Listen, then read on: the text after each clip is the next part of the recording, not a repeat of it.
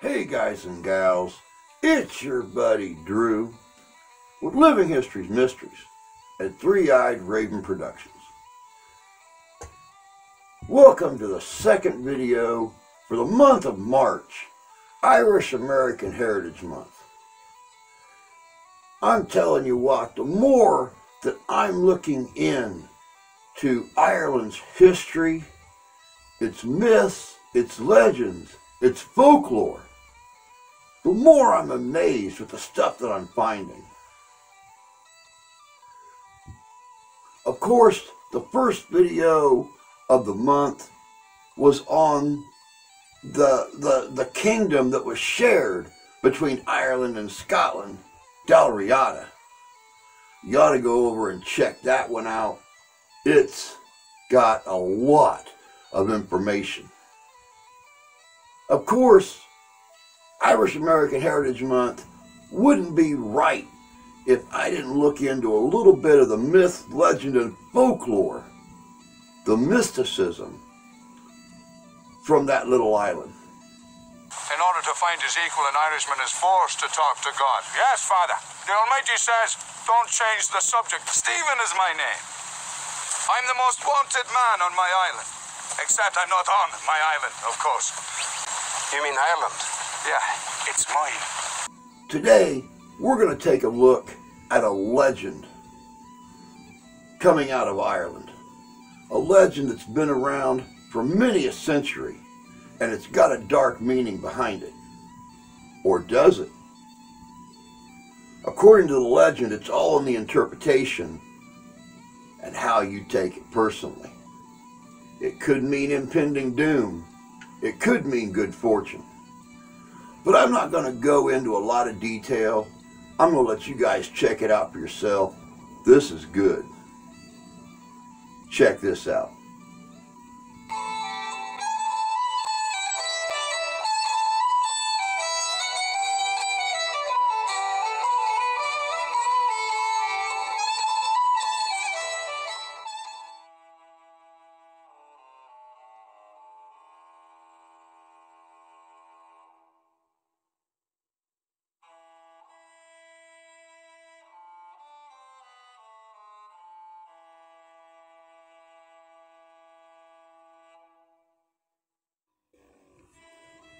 It is a legend of Irish folklore, but it may have roots already in Gaul. While in some places they are described as humorous characters, in other places they are terrible and grotesque beings. Before these ghosts, there were real women who were hired for funerals or outside the house to mourn and wail when a person's death was expected. The greatest activity and the most reports seems to be around the 8th century, and although it began later to disappear, they were still known as the Banshee. In Tibia, Banshee was a beautiful woman who was betrayed by her lover, a man with the same name as her. Death did not accept her sacrifice and sent her back, but the couple enjoyed their time together in the forest. Her name is derived from the Gaelic words beyond Sihé or beyond sea, and it has several meanings such as woman of fairy race, mound fairy woman, or female fairy. More creative descriptions of the Banshee include Lady of Death, Woman of Peace, Woman of Sorrow, White Lady of Sorrow, Air Nymph, and Spirit in the Air. Banshees are described as either creatures that were human during their lifetime and had a close connection with a family, or they hated its members very much and therefore transformed after death. Also, many people believe that these are women who died at childbirth, or fairy queens who were driven underground. or they are a being, a spirit, that was never human. All banshees are female and are heard rather than seen. However, if you hear it, it means that your death is coming soon, specifically in a day or two. Although some of them may look scary and even terrifying, there are no known cases ever reported of a banshee attacking a human. Among other things, banshees are capable of deep devotion and thus serve the family for centuries and follow their children, but they are only attracted to families that are descended of Celts, not Norman nor Saxon.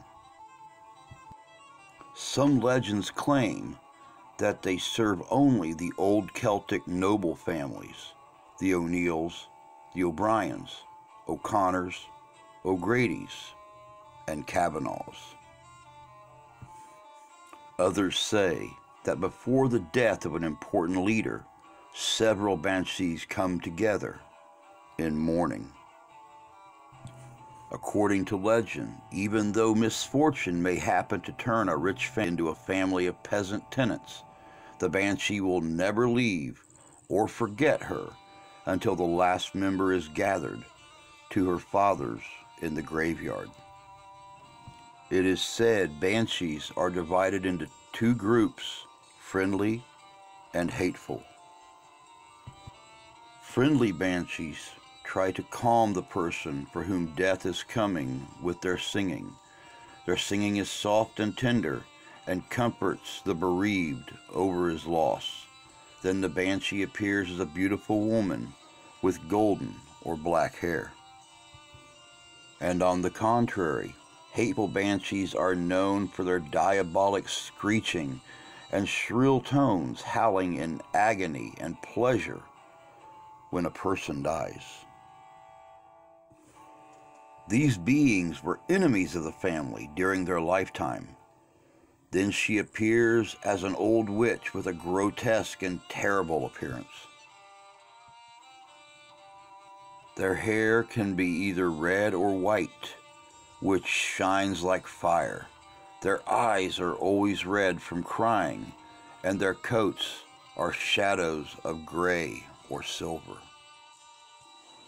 One old description says, "She was a woman of no earthly type, with a strange, radiant face, a mass of red hair, and eyes that would be beautiful, but with a hellish expression. She wore a green hood, after the fashion of an Irish peasant." Their size also varies from just over 3 feet to almost 8 feet tall. It is said the howling of dogs and the screeching of crows can be a harbinger. Banshee, the banshee's Irish cousin, has a different way of delivering the sad news. She is mostly seen in rivers, washing bloody clothes or armor. She's also more talkative and can provide more details about the person's death.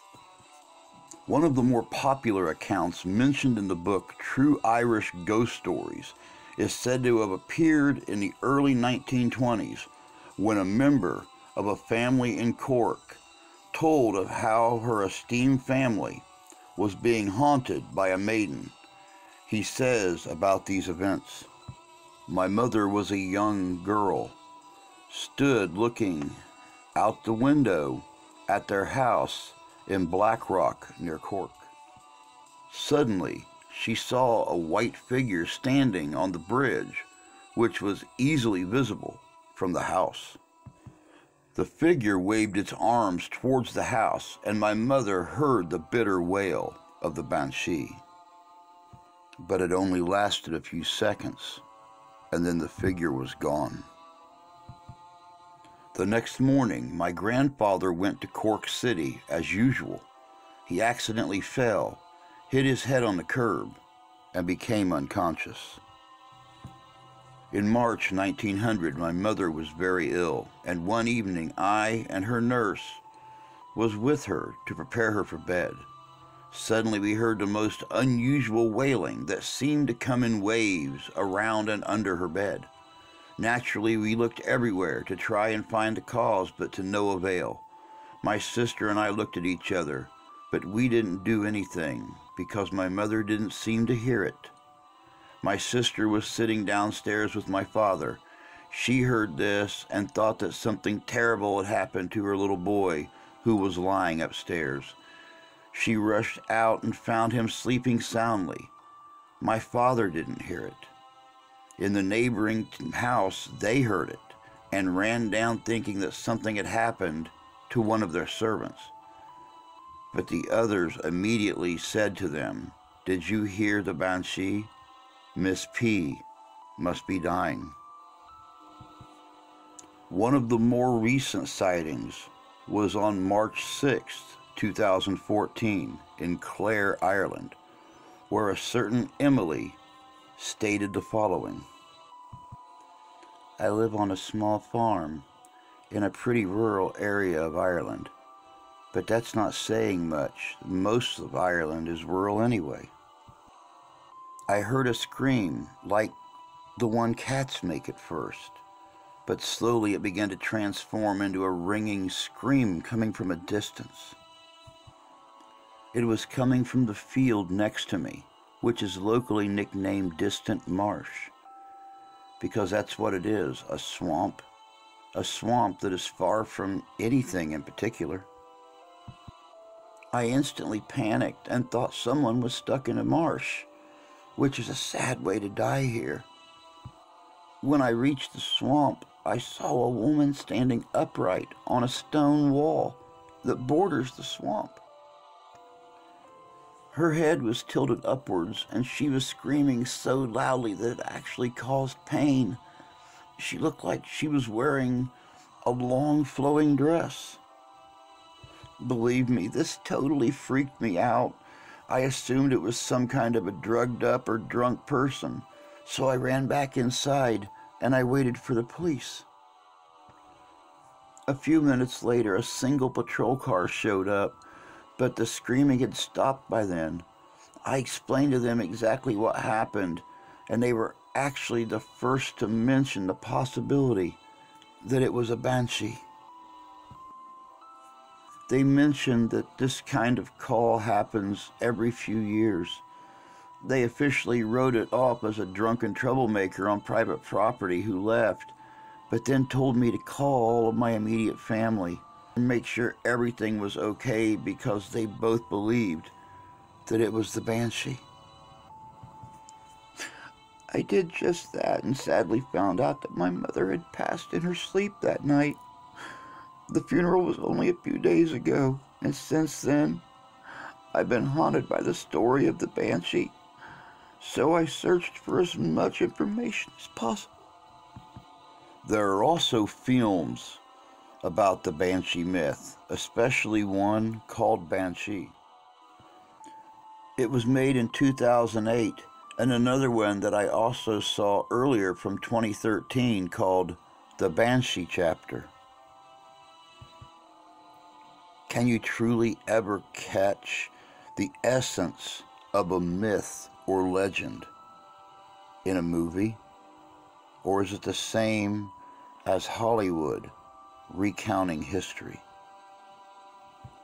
But of course, I'll give a little credit to the second one. It was, after all, about a government experiment. So what do you guys think? What is the truth behind the legend of this mythical creature? Is it a harbinger of death and doom? Or is it warning some folks of success and good fortune? Let me know in the comments below.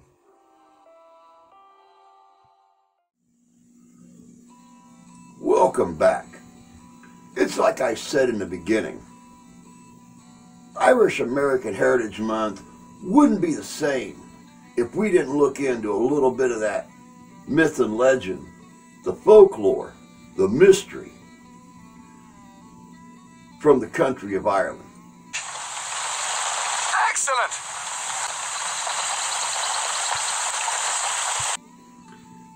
There's a lot of legend. That's a good word. There's a lot of legend coming from that little tiny island. The leaders, the kingship, the mysterious unknown creatures. It's like I mentioned at the start, how the Banshee was received, how that whale was received, was all up to the individual. It could mean your impending doom, and it could mean good fortune for you and yours. A lot of life is based on your personal interpretation of the messages you receive. It's all in how you take it, and it's all in what you make of it. Of course, we're going to keep right on rolling here on the channel with Irish American Heritage Month and the myths, legends, folklore, and history behind that little island. I hope you guys are enjoying it so far. I know I am. It's nice to look into a little bit more of my own personal family and the myths and legends and the history behind it. But that's all I got for you guys today. As always, take care of yourselves. Take care of each other. God bless you. God love you, I do. And we'll see you in history.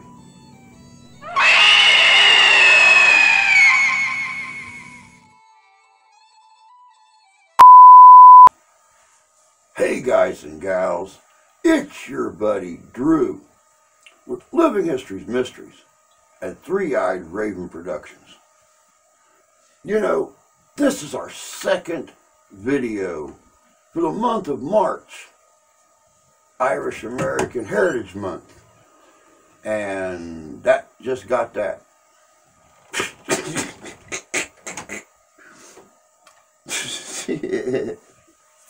I just want to say Mom and I are leaving.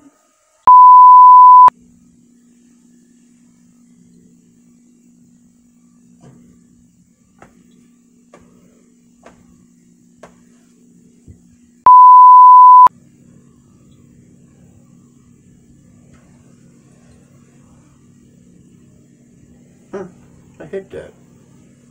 How about that?